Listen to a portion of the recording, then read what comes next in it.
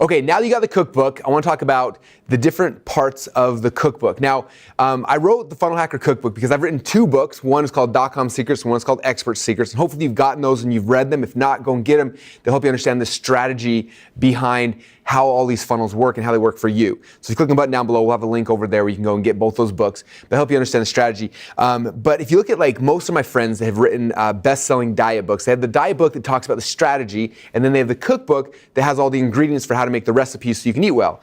And so that's one of the reasons why I built this cookbook, because I wanted to be able to show people, if you read either of the first two books, you understand the strategy behind funnels and why they work for your business. But then it's like, what are the ingredients? What are the recipes? How does it actually work? And so the first section here are the elements, okay? And so you can open, that's chapter number 1, we go into the elements. And the elements are basically like if I was making a cake, the elements are the ingredients, right? So I'm making a cake, I need eggs, I need flour, I need milk, I need bacon. Just kidding, unless you're making a bacon cake. But you need the ingredients, right? So if I know I'm gonna be making, let's say I'm an author, I'm gonna sell my book, like what are the ingredients I need on my page to sell that book, right? So the ingredients are the elements, and that's what I want you to understand. So when you come here, this book will talk you through all the different the ingredients that are available. So if you look at this, there's a bunch of different types. There's text elements, right? So text elements are headlines and bullet points and paragraphs and things like that. Then there's media elements. If you want to add a video to your page or an audio bar or images and pop-ups and things like that. There's form elements. You want someone to fill out a form and submit it. There's form elements.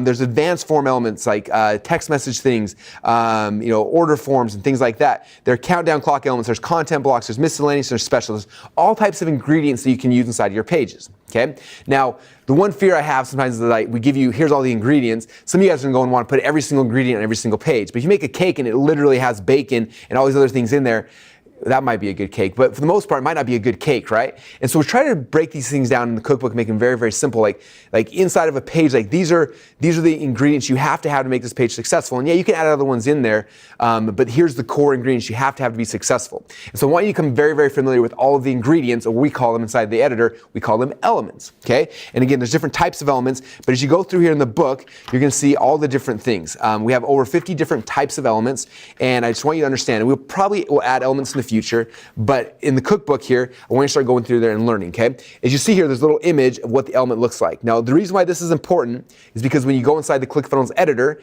and you go to add an element, you're gonna see this is what they look like. You'll see a little H, that means a headline element. You see this little A, it means a subheadline. P equals a paragraph and B equals a bullet list, okay? And if you're not sure what it was, we have the description, like headline. This is what a headline is, which hopefully you guys know what headline is, but some of these get more complicated, but have a description of what it is. And then if you flip, you go to the next page, it actually shows you, like, for example, this is like what a headline would look like in a page. This is what a paragraph would look like in a page. This is what bullet lists. And so as you go through the cookbook, you'll see those things over and over again, okay? Here are the media elements. When you see that inside the editor, you see that picture, that's an image. You click on that, it adds the image to your page.